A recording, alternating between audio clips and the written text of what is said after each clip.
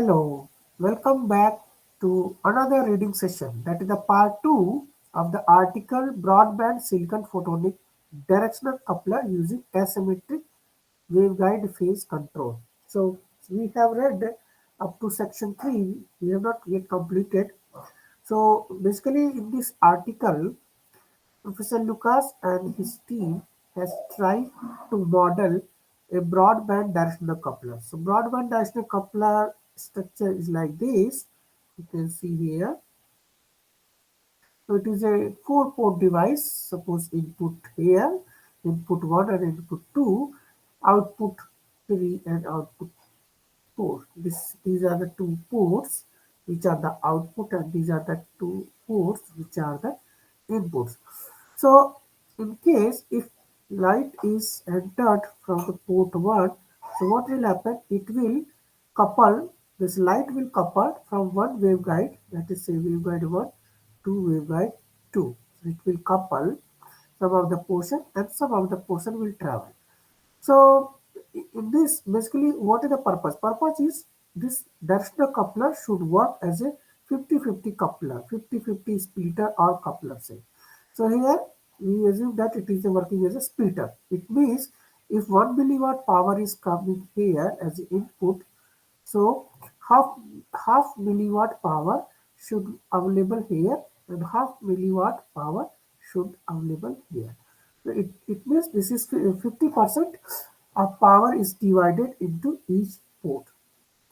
But the issue is that this broadband this basically directional coupler, this directional coupler is wavelength sensitive. Means this 50-50 splitting occurs at certain wavelength. So through although it depends on some coupling length also, and different waveguide dimension, suppose width and height of the waveguide. But even optimizing all those things, this criteria satisfied at particular wavelength to work as a 50-50 splitter. So it seems that 50-50 occurs at for 500 by 220 nanometer height is 500 nanometer waveguide width and 220 nanometer waveguide height, and particular suppose LC, you will get at this occurs at 1570 nanometer or 1580 nanometer, it seems 5070 most probably or most likely 5070 nanometer. So what I mean to see is here that this 50-50 splitting is occurring at particular wavelength. So this 50-50 splitting is wavelength dependent. Means at particular wavelength it occurs. However, our purpose is it should occur for large range of wavelength. So it will be good if if this delta lambda, that is the bandwidth, should be in the range of say 100 nanometer. In this article they have reached or they were able to meet this 100 nanometer wave bandwidth, or for most of the devices uh, it is more than 70 nanometer. So that is the goal. But this goal they are achieving by implementing two symmetric two symmetric waveguide structure and one asymmetric waveguide structure. So what is the philosophy behind this? We can see from the figure here, figure 1. So this is the coupler structure, broadband national coupler structure. So we can see this is the input port here, suppose 1 and 2, and output are 3 and 4. So here you can see this is first coupler, national coupler having L1, which is a symmetric in nature, and another L1 which is again symmetric in nature. So two symmetric waveguides having 500 nanometer width and 220 nanometer height are are separated by asymmetric waveguide. Asymmetric waveguide means here a waveguide having 600 nanometer width and another waveguide has 400 nanometer waveguide. And the difference between these two is 300 nanometer. They are spaced by 300. However, in symmetric, they are spaced by 200 nanometer. So this is the overall philosophy. Instead of simply simple directional coupler structure is like this.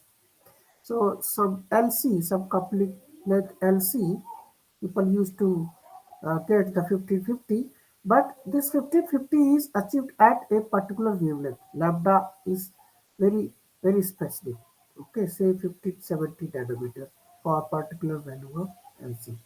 So you change this LC, say LC1, LC2, you will get this this 1550 at this 50 is to 50 at 1550 nanometer. But this broadband digital coupler has more has wide bandwidth. It means this 50-50 power splitting can be achieved from delta lambda is equal to 100 nanometer maximum, and for all the other devices 70 nanometer. Okay, means if 1520 nanometer plus 70, so it will be 1590 nanometer. Means range is from 1520 nanometer to 1590 nanometer. For very very large wavelength range, your directional coupler will work as a 50-50 power splitter. So this is the purpose and this is the structure and how it works. Basically, when two symmetric couplers are separated by asymmetric coupler, so this asymmetric coupler is working basically as a phase control section. So you can see here, suppose input light is here, so it get couples because of the evanescent field in second waveguide, and some portion is traveling in the first waveguide also. And you can see this 1600 nanometer, 400 nanometer waveguide. Suppose this is 1600 and this is 400. They are coupled with, because the waveguide width is here 500 nanometer and this is 600 nanometer. So in order to couple such waveguide, we need a taper. We need a taper of length 1 micrometer, having one waveguide width is 500 nanometer and another one is the 600 nanometer. On the other hand, this lower one has 500 nanometer waveguide width and another one output is 400 nanometer. So this we need here taper. Same way here again we need taper. So four tapers are there having length of 1 micrometer and different dimensions in order to couple. So basically this phase control section is used to compensate or to minimize the wavelength dependent power splitting. Wavelength dependent power splitting is compensated with phase control section, and that is how the 50-50 power splitting can be achieved for the large range of wavelength, say maximum 100 nanometer. So this is the working principle, and this article is about its simulation, and moreover, they have characterized or they have modeled this device for both modes, for TE modes and for TM modes. Fortunately for TM modes, device size is lesser than the device size in the TE mode. So these are the further observation, TE mode and TM mode. So theoretical analysis. So with the help of transfer matrix method is the equation relationship between input and output electric field. Suppose this is here. and this is here. So, so E1, E2, E3, and E4. So these are the input and output, and the relationship is given by this matrix or this equation. Then here figure 2 shows about the symmetric coupler. Symmetric coupler means 1500 nanometer waveguide width and 220 nanometer waveguide height. And it has there are two symmetric waveguides. And this is the phase control. One is the 600 nanometer and 220 nanometer height, and here 400 nanometer and 220 nanometer height, which is working as a phase control. And the separation is between is 300 nanometer, and here 200 nanometer is a separation. This is what we have seen in figure 1. Now we can see here the symmetric coupler, the symmetric in TE mode, for the TE mode, symmetric mode and anti-symmetric mode. So this symmetric mode is noted as plus sign and anti-symmetric as negative sign. This is for TE mode. And another one, this is the field distribution for TM mode, symmetric and anti-symmetric. So now, and same thing for phase controls waveguides. So mode 1 and mode 2 for TE mode, the superposition of the modes. Now look at this super mode distribution of a asymmetric coupler, and the phase control section. Effective indices in the symmetric couplers for first one is the TE mode and C, and TM mode E. Effective indices, let us see what it is here. So this figure, wavelength lambda versus effective index y1 and y2, the difference, effective index differences. Now lambda versus this, so dash line shows the symmetric mode, and this the continuous line shows the antisymmetric mode refractive index. So refractive index profile you can see at 1500 nanometer, this is just less than 1.9, and at 1600 it is reaching about 1.78. So it ranges from 1.89 to 1.78. However, the antisymmetric one, negative one, it starts from the 1.78 to still going, say 1.66. And the difference, this delta effective index is shown here between these two refractive indices. So wavelength. So increase in the wavelength, difference also increases. Now in phase control section, we have symmetric mode, we have anti-symmetric mode, TE mode, phase control section, waveguide 1 and waveguide 2. So add 1, this one, and add 2 is this 2. So for TE mode, waveguide 1 and this is waveguide 2. Now for same exercise for TM mode. So TM mode, you can see the refractive index, effective index is more compared to TE mode in TM. So it starts from say 2.552 and it comes here, and for this similarly for TM mode phase control section, it starts from 1.9 and ended here for waveguide 1 and for waveguide 2. This is so wavelength versus. So it shows the effective index characteristics, and that will tell that will tell also why power is concentrated in particular mode. So you can see for T mode not much difference between N1 and N2. However, uh, it has more difference in the in the case of TM mode. So this is now after that the figure this one shows is contour map of eta cross as a function of L1 and L2 at lambda 50-50 nanometer for A the T mode and for TM mode. Contour maps for delta cross as a function of L1 L2 in the wavelength range from 1500 to 1600 nanometer at T mode and TM mode. So this is the contour map coupling length section L1.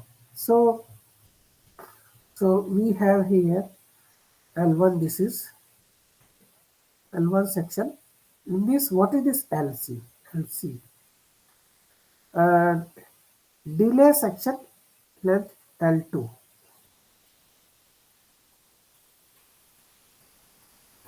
Eta cross of T mode coupler at 50-50 nanometer percentage.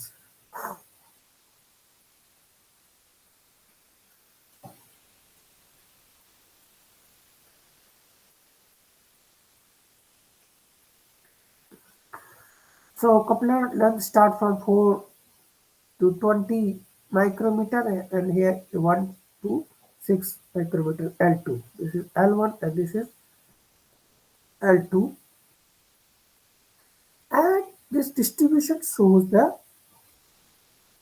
power power splitting. So 50-50 is here.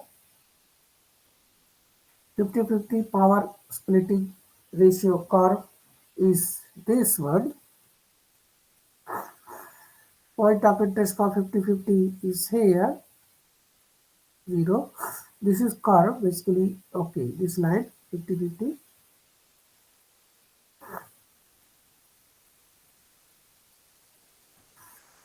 And this 0 tells about the point of interest. And now the first contour, this one is 10% one. Okay, so 10% versus 90%. And this where 0 degree will be there, it will tell the point of interest for this one. And third one 10, 20, 50-50.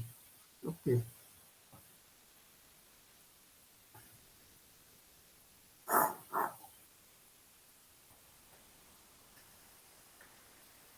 So A is the TE mode and B is the TM mode. So B is okay both 51 wavelength. This is for first and this is for TM mode.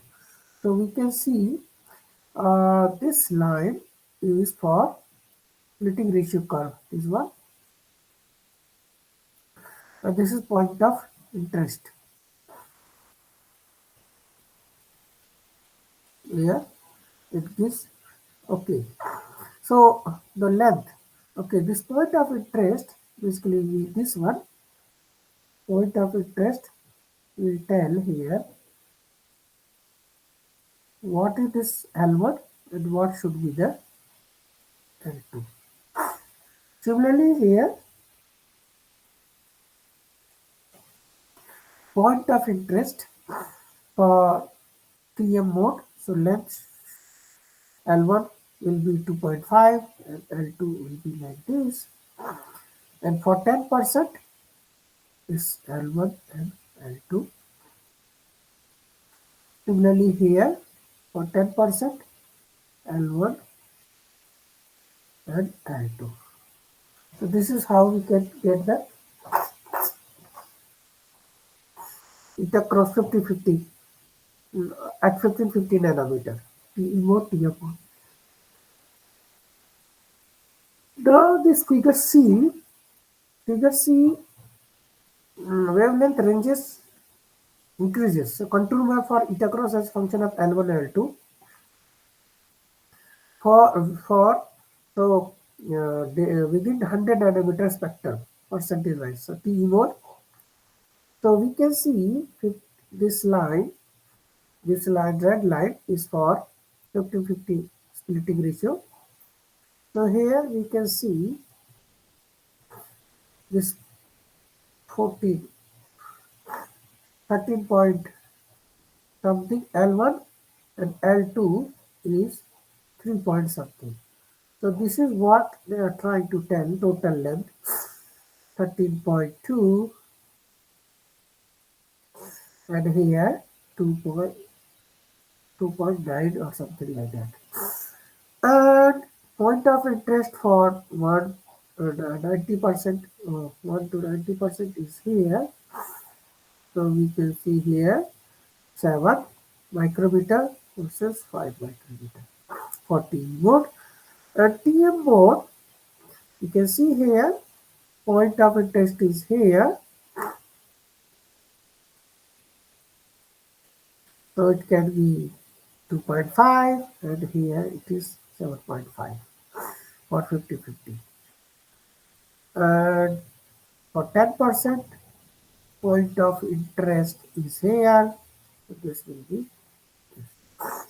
So this is how through this contour map we can determine the footprint.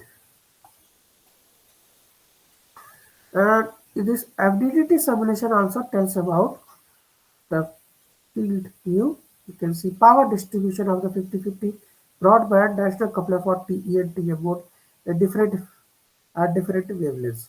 So at 50-50 nanometer TE mode, you can see light is centering here and half power is coming here, half power is coming here.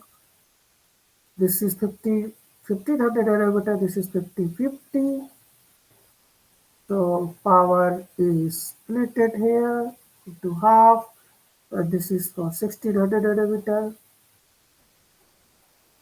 with respect to length. And here for TM mode. So TM mode, you can see drastically this coupling length is very less. It ranges from 0 to say 30 micrometer, here 0 to 15 micrometer. So 1500, 50-50 and 1600 nanometer. Okay. Now figure 5, A and B. This is the comparison between 3D FDDT method and transfer matrix method. So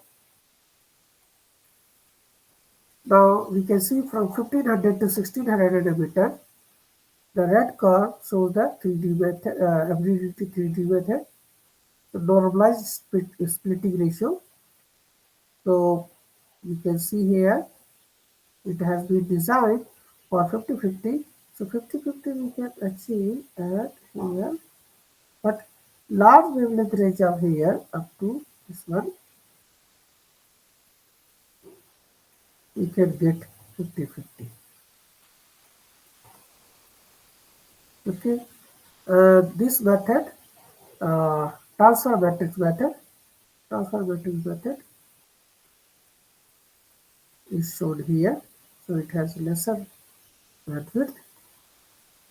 And the conventional DC 3D method. In conventional, you can see this value, this range is very large. Okay, so 0.35 to 0.65. So this is not acceptable. However, in their method, it is very much flat.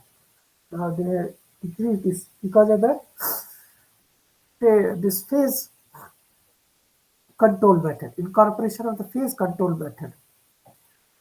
In case of TM mode, the results are more appreciated compared to this one. This is the conventional method, and this is the. So you can see 50-50 is achieved here. You can see 50-50 is achieved at this wavelength. Okay. So it has been designed in such a way. Here also. So simulated eta cross of TE mode and TM mode, the VDT and TMO mode simulation for broadband DC are shown by the red lines and the blue lines respectively. For comparison, the VDT simulation results of 50-50 conventional DCs are also shown by green lines. The conventional DCs are formed with 500 nanometer wide to 20 nanometer height high SOI strip waveguide separated by a 200 nanometer gap. Now, the TMM simulation provides a basic range of optimal L1s and L2s. The entire structures are further simulated and optimized using the three-dimensional finite difference time domain 3D FDT method. Here, as an example, we present the simulation result for 50-50 broadband national coupler. Figures 4A and 4B respectively show the power distribution of the TE and TM mode in the broadband DCs at three different wavelengths. The optimal device dimensions for the TE mode couplers are L1 is equal to 12.4 micrometer and 4.6 micrometer, while those for TM mode and coupler are 2.2 micrometer and 6.1 micrometer. Other parameters such as waveguide width and gaps are given in figure 1. As shown in figure 5b and 5a and b, the ability simulation results for broadband DCs are good agreement with those calculated by using transfer matrix method. In figure 5a and b, we plot and compare the ability simulation results for 50-50 conventional DC with our design. In the comparison, the conventional DC consists of 250 500 nanometer wide SOI stick waveguide separated by 200 nanometer gap. Within the 100 nanometer wavelength range from 1500 nanometer to 1600 nanometer, the deviation of eta cross for our TE mode and TM mode couplers are only plus minus 3.5 and 1 plus minus 1.5 respectively, as shown in figure 5. However, large deviations are seen in both the T and TM mode conventional DCs. In conclusion, for both the TE and TM modes, the power splitting ratio of our broadband national couplers are much less sensitive to the operating wavelength than those of the conventional national couplers. So, 3. Fabrication and measurement. Our broadband national couplers were fabricated using electron beam lithography on. Okay, before reading this, we need break. Okay, thank you for attending. We will meet soon. Thank you.